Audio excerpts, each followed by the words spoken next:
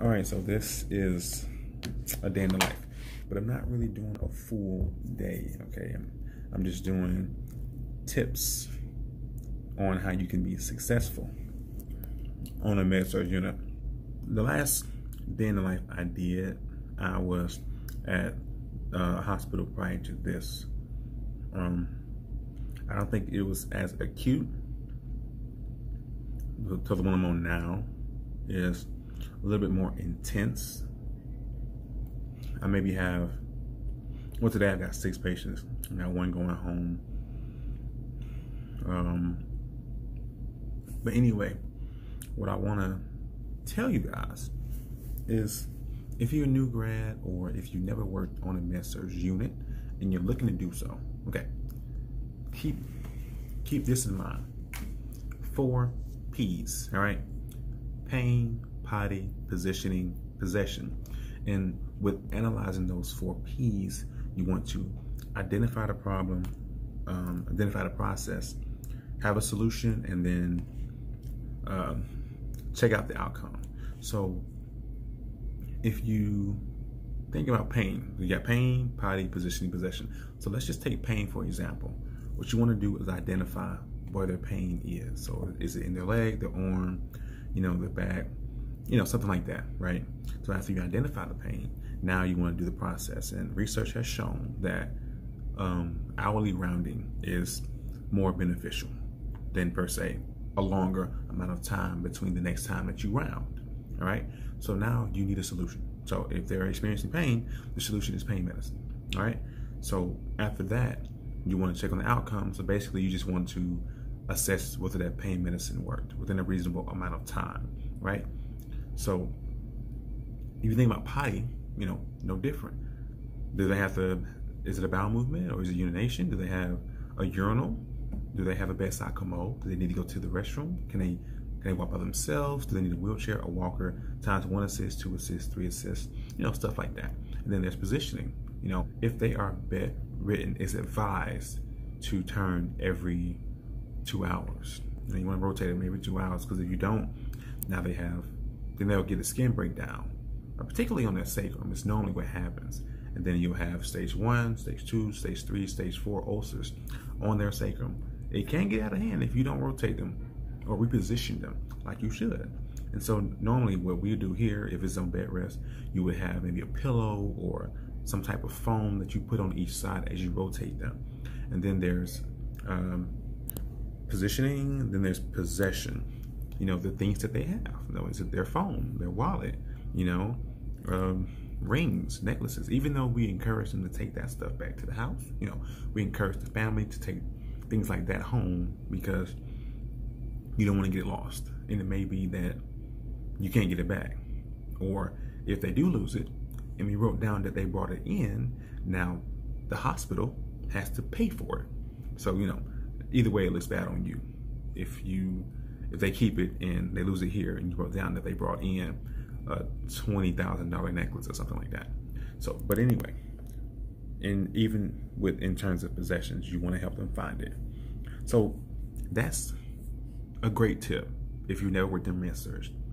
Remember your 4 P's, because you'll probably get asked that one day on your shift. So pain, potty, positioning, possession. You want to identify the problem.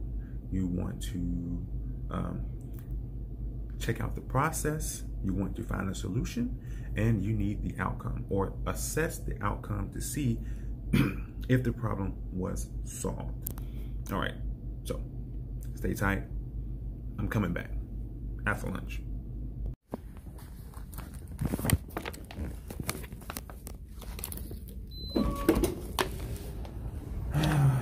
Well,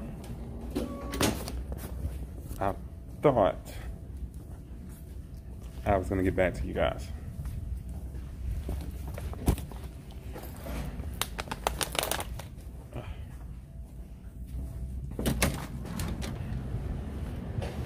But I couldn't. But I'm off. 6 patients really can be a very busy time. That's why you remember when I made that video about long-term care versus med-surg. Even though I don't have 20, 30, 40 patients, those 6 can keep you busy all day. And I guess the problem was I had someone for discharge that I just could not discharge. Well, a lot went into it. I could have.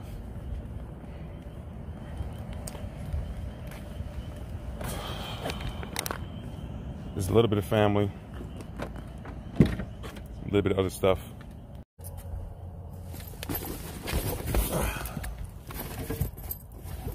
Well, the problem was we needed her to have a BM, but she didn't want to take the medicine. And that's a problem because, well, you don't want to send somebody home when they hadn't had a BM in a couple of days. That doesn't look good on the hospital. So that took up most of my day. I mean, that was very busy. We also had people with back surgery, hip fractures, and just took a while to take care of those individuals. Even though it was just 6 people, I mean, eventually turned into 5, they still kept me busy. But that's why I say, if you keep in mind those 4 P's and just stay on your job, and just making sure that you check every hour on your patients, you'll be fine. Like, you may be busy, but at least you'll know that you give 100% of your time to your patients, as you should.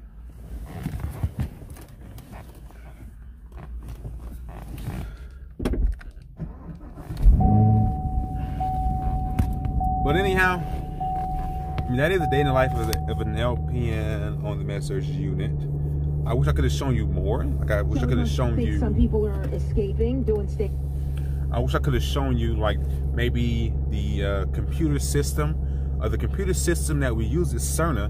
Now, I wasn't able to show you exactly what it looks like without maybe compromising some people's information. So I couldn't show you that like I wanted to. And after lunch, I kind of stayed consistently busy between pain pills, people needing to use the restroom, people going to therapy. It was a lot, but it wasn't as busy as others had it, so I wasn't really complaining. But anyhow, another thing is this: you just got to know how to. You need to know how to remain calm, how to not get too anxious when you do get your assignment and you see who you have. Learn how to prioritize your time to go to the people that need you the most first, and then just kind of break the rest down. For example, if you've got somebody that's in severe pain, you might want to do them first versus somebody who just needs their Flomax or something like that.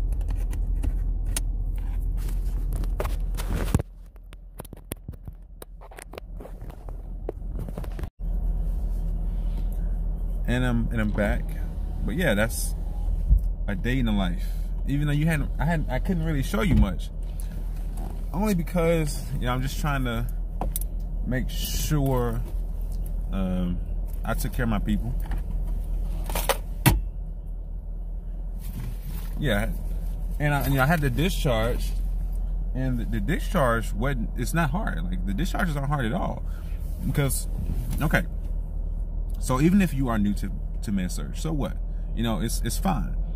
Nursing is pretty much the same no matter where you go. Like, some of the acuity may be a little more intense or maybe a little bit more critical, but you can handle it. So on this med-surg unit, discharges are simple.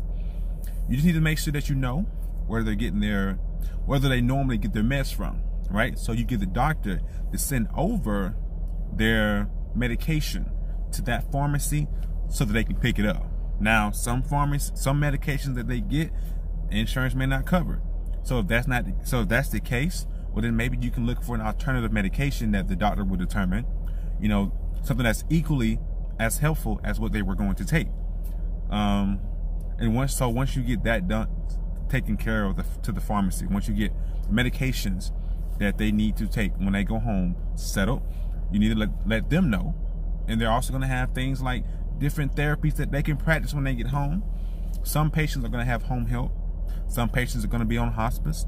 And then, so, you know, if they are on home health, well then that home health facility will supply, you know, like the oxygen. They'll supply the different things that patient needs, you know, like a wheelchair or a walker. And they'll have a nurse that comes by to look after them.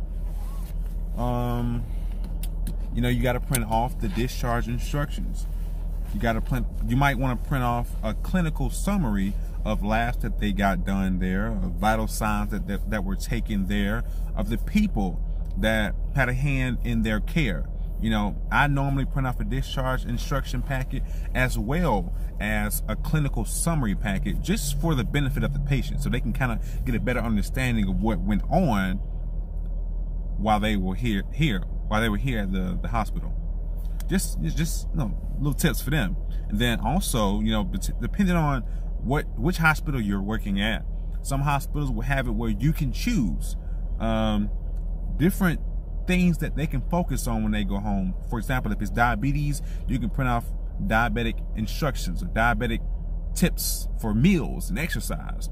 If it's hypertension, you can print off a packet about blood pressure and how to maintain it and how to keep it low. If it's falls, you can print out a packet about fall prevention. Some hospitals have it where you aren't the one that prints that off. It's the doctor that makes the decision on what information he feels like that patient should focus on when they go home. So he'll print off the extra information or extra instructions that will help, or that's tailored to their diagnosis.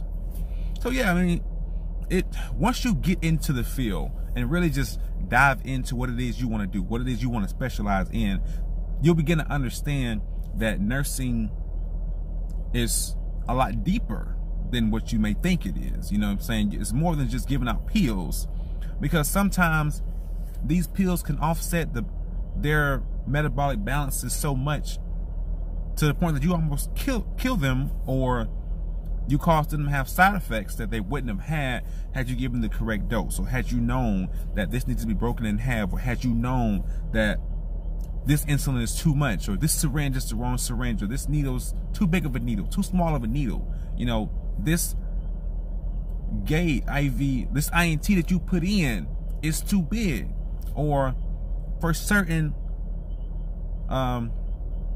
x-rays, you need to put the IV in the AC. You know, nursing is just a lot more deeper than surface level, but you'll begin to understand that once you get into the field you want to get into. But that's it, guys. Once again, it's Merce Montez TV, MURSCMONTEZ TV. So continue to watch it, continue to support it. I'll do another day in the life on a med surg unit if you want me to. I'm halfway through this contract. If you want me to give you some more information on how this contract goes versus the last contract, or you know, how long should you do a contract, or why should you contract, you know, I can give you more information about that. So just continue to like, share, and comment the videos, because they're coming. Like I'm working on being consistent here. All right, and it makes me feel better when you guys, you know, interact, even if it's tips that you want to give me. That's cool. Like, we're all learning here. It's a never-ending learning process when you're in the medical field. See you in the next video.